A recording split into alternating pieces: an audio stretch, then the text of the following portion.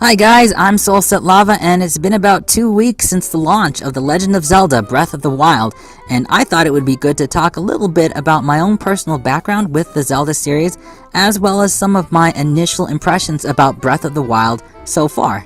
Now, I'm not entirely sure, but I think my first experience with Zelda was probably playing the original NES game way back in the late 80s. Unfortunately, I was a little kid at the time, so my memory is a little vague about it, but my guess is that my family just rented it from the video store and I maybe played it for an hour or so, but never really got too deep into it. At that time, my family didn't really buy too many video games. We mostly rented, and I wasn't super into gaming the way I am now. Back then, I used to play outside with friends and my brothers, probably just as much as I played video games, and so if I did play the original Zelda back then, I don't think it left that big of an impression on me. I probably would have been too young to appreciate the fantasy adventure of it anyways. I do remember, though, playing a good bit of Zelda 2, The Adventure of Link, and enjoying it, although probably not getting too far into the game because of the difficulty, and had some RPG elements that I probably didn't understand at the time. And again, my family probably rented it from the store, and so it probably wasn't something that would have left a big impression on me. Now, the one Zelda property that I do remember strongly from when I was a kid is the 13-episode Zelda cartoon show, which is this right here. You can see The Legend of Zelda, the complete season. It was only one season, 13 episodes, and it aired in the same block as the Super Mario Bros. Super Show. Don't know if y'all know about this show either. This is a really great show, and I love it a lot. But yeah, I enjoyed both of them back when I was a kid, and I probably even enjoy them more now that I'm an adult. The Zelda cartoon was a bit cheesy and lighthearted.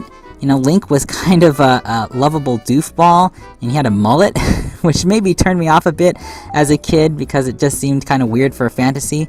But as an adult, I actually like this quite a bit. I enjoy the cornball humor, and it's a charming show, very good-hearted, even if it's a bit short-lived overall. Unfortunately for me, my family actually skipped over the SNES when it released.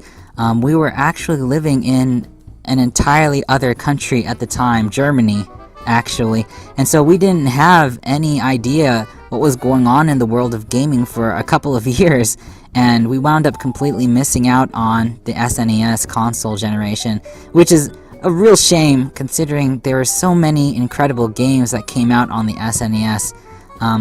But I never even heard about A Link to the Past until a long time after the fact. So the first Zelda game that I really knowingly experienced as a Zelda game and that left a huge impression on me as a gamer was Ocarina of Time for the Nintendo 64, which is a truly phenomenal and legendary game for its time that really revolutionized 3D gaming, and man, they made an amazingly atmospheric and timeless adventure.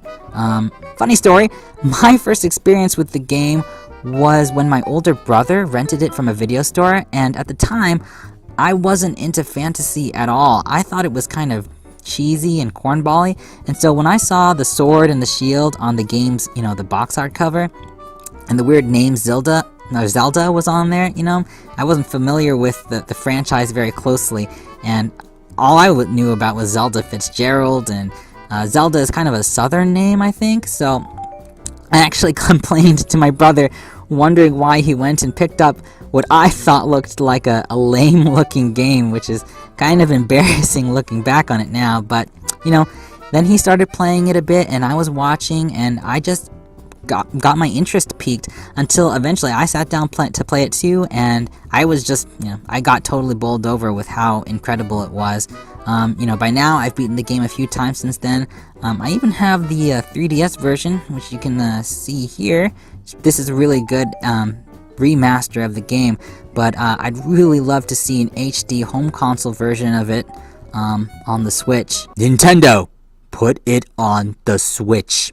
But yeah, if it was on the Switch, I'd probably buy it again, hands down. I love Ocarina of Time. The biggest problem with Ocarina of Time, surprisingly enough, is that it was so good that it became a really tough act for Nintendo to follow. and so my interest in the Zelda series started to drop with each successive entry into the franchise. I liked Majora's Mask, and if you catch me on the right day, I might even say I like it better than Ocarina of Time. Maybe, but Wind Waker was charming enough, and the cartoon art style didn't bother me the way it did a lot of people back then, but the ocean got to be kind of unbearable, and it didn't really capture my imagination the same way that Ocarina of Time did. Then Twilight Princess came out, and I didn't much care for the serious and gritty look of the game. I didn't quite like the art style either, and although Midna was likable enough, it just felt like a kind of a weird game, and so I only ever played a few hours of it. By the time that Skyward Sword came out, I was feeling kind of burned out by the Zelda franchise. Every iteration kind of felt like, sort of the same mechanics as the other games I'd already played, except with a different story and art style to it. And even though I liked the first hour or so of Skyward Sword that I played, I didn't feel compelled to pick it up. And so I basically kind of dropped the franchise altogether at that point. It was like everything I wanted out of a Zelda game had already been done in Ocarina of Time. And if there wasn't a compelling world and story that could match it for me, I felt like I might as well just replay Ocarina of Time instead. So you can imagine when Breath of the Wild was announced and hype was starting to build up for its launch release with the Nintendo Switch, I was actually pretty skeptical and on the fence about the game. To be honest, I thought it looked pretty dull from all the gameplay videos I'd seen, and the art style didn't capture my fancy either. It kind of echoed some of the visual sensibilities of Twilight Princess and Skyward Sword that I wasn't too big a fan of.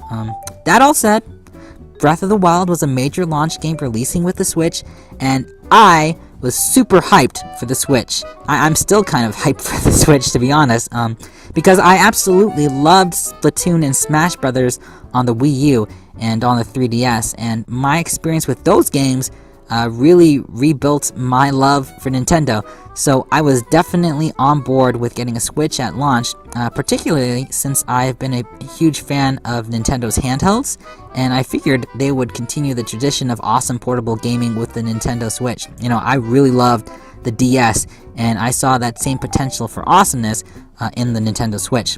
Since Breath of the Wild was also launching at the same time on the Switch, and because it was really the only big launch game for the console from Nintendo or from anyone really, I figured I might as well pick it up and give the Zelda series another chance. So I wound up getting the Master Edition right here with the hope that maybe the game, might break the rut of disenchantment, I guess, that I'd been having with the franchise. And if not, well, at least I'd be able to easily sell the Master Edition after the fact and get my money back. So, considering my less than optimistic feelings going into Breath of the Wild, what do I actually think about it now, having played it, these past 2 weeks after the launch? Well, suffice to say, this game is freaking amazing. If you don't own the game right now, you really should. Wii U, Switch, it doesn't matter. This game is fantastic. So yeah, Breath of the Wild, it really exceeded all of my expectations, and also surprised me in a lot of ways because it bucks a lot of Zelda conventions that had, I guess admittedly, they'd become a little tiresome for me over the years. Also surprising is that Breath of the Wild has actually made me turn more of a critical eye to some of the shortcomings of Ocarina of Time, which is, it's still a fantastic game, don't get me wrong, but you can really see how technological and development limitations, back in the day, had an impact on that game's design that I'd never really given a lot of thought about until now. But first, let me get a little more into why I enjoy Breath of the Wild. To be honest, the game is really made for a person like me. I'm the kind of guy who enjoys traveling, and whenever I go to new places, I like to walk around and explore, see what things look like from different angles at different times of the day, and to just experience the atmosphere and feel of a new place, take in all the little moments, and enjoy the world around me. Breath of the Wild does that particular kind of exploration so fantastically well. The world is incredibly well realized with tons of little details and surprises around every corner, and an amazing sense of design to integrate the overall world feel together with its story and the gameplay too. The environments are really something to behold sometimes. There's a real epic sense of scale to the world. Majestic mountains that you can climb, constantly changing weather that can actually affect your exploration, and just this vibrant sense of life from all of the wilderness that's around you. But not just that, there's also a sense of, cohesiveness to everything, no matter how far you travel into the landscape. In Ocarina of Time, for example, whenever you went inside a building or walked into a town, the screen would fade out and then load the new area, which in a way kind of disconnected the areas from one another. There were also locations in the game where the progression of time was frozen, which was, I guess, largely because of mechanical and design limitations with the game itself. But with Breath of the Wild, on the other hand, it doesn't have that kind of separation like that, not so much anyways, but there aren't loading screens when entering houses, or specific entrances and exits for villages. So like if you want to just walk into a village, you just walk in, there's no loading screen, and you don't have to go in through the entrance. You could maybe glide in on a paraglider, or you could climb down into the town from the side of a mountain. There's a real sense of presence that the villages and the houses, they exist in the world itself that, maybe wasn't as much there in past iterations of the franchise. Time progresses. Even if you walk inside a house, you can see the shadows changing when day turns into night. Lights turn on around town, and villagers will go about their daily business in a somewhat believable fashion, based on the weather and the time of the day. All of these little details gives the world this sense of life and existence that a game like Ocarina of Time just couldn't, because of technological limitations, production limitations, when it was first made way back in the day. Besides the incredible world design, I think what's equally amazing about Breath of the Wild is that Nintendo designed the gameplay to be engaging while exploring the world in a way that's not just entertaining, but also naturally fits into the reality of the world that they're presenting. One of the major aspects of the game is a stamina meter that basically makes it so that you run out of gusto whenever you run or climb for a certain period of time. While it might seem potentially annoying on the surface, and I've heard some critics kind of express their dislike of it, I think personally what's great about it is that it makes climbing mountains and buildings almost a game in and of itself. Whenever you want to scale something, you have to look at your surroundings to try and see where there might be plateaus where you can stand for a bit and regenerate, some of your stamina on your way up. It sometimes makes climbing a harrowing experience when you're not entirely sure if you have enough stamina to make it all the way. So it winds up being more fun and suspenseful, to me at least, than aggravating like I thought originally it would be. Besides the stamina mechanic, the environment is full of all sorts of natural plants and animals that you can gather for cooking recipes to help increase stats like your physical defense or your offense or your stealth, stuff like that. And what's great is that all of this wildlife, it all makes natural sense for the environment. So, it's not just fun running around collecting ingredients, but it also helps with the immersion too. Breath of the Wild makes exploration just as much fun as it is engaging, and I think that's a real achievement in world and game design. The actual overworld itself isn't just epic either. It has a lot of thoughtful design put into it, just from an architectural and a visual sense. While you're exploring, you see a lot of the environment reflecting the story and the history of the world, which really, that's a rich and compelling approach to the overall world design. It helps to make the world not just feel alive, but also lived in, because there's a history there that you're uncovering as you progress through the game. The enemies in the world are also very engaging, and they are so fun to fight because they give you a breadth of options to approach every encounter. You can go in guns a-blazing or snipe enemies from afar with your bow and arrow, and there are various items that can give you a lot of creative freedom to make for some downright hilarious encounters with the enemies.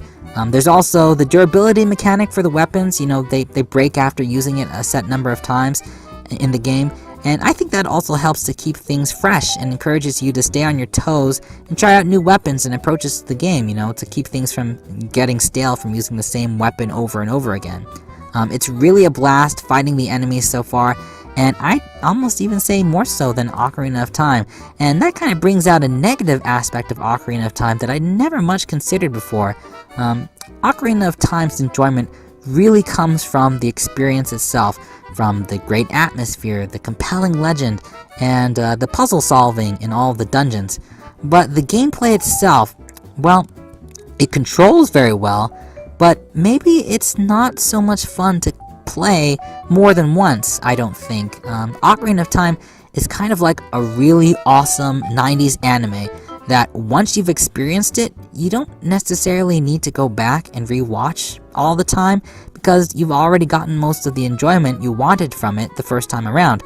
But with Breath of the Wild, though, its gameplay is actually very compelling and very, very fun to play through. Even if you're not experiencing a story or the epic legend as you're, going around the environment and the world doing stuff, there's this constant feeling of control and creativity to how you can approach the game. It makes, Breath of the Wild very exciting to play compared to the maybe more limited mechanics that exist in Ocarina of Time. I'm not saying that, that it makes Breath of the Wild better than Ocarina of Time overall, but, in that particular respect, I do feel like Breath of the Wild has an edge when it comes to the, constant fun factor. And those are generally my feelings on Breath of the Wild so far. Now, my feelings are all subject to change. I've actually only played about 20 to 30 hours of the game, and I haven't even gotten to any of the major dungeons yet, so we'll see how things fare moving forward. That all said though, so far I've been constantly surprised and entertained by Breath of the Wild, and even now, I really feel like jumping back into the game to play some more. It's just such a fun and incredible experience, and it's a feeling I haven't had for a very long time, not just when it comes to Zelda games, but when it comes to adventure games in general. So for that alone, I can't help but give it my highest recommendations so far. It's a really fantastic experience that just keeps me coming back for more. But what do you think of Breath of the Wild? Have you played the game and are you enjoying it as much as I am? Or does the exploration or new game mechanics not really do it for you? Leave your thoughts in comments below. Other than that, I hope you enjoyed this video. If you like this video, feel free to hit that like button, and if you really like this video and haven't done so already, feel free to hit that subscribe button too. That's all for now. You guys take care. I hope you all have a good one, and I'll talk to you later. Ciao.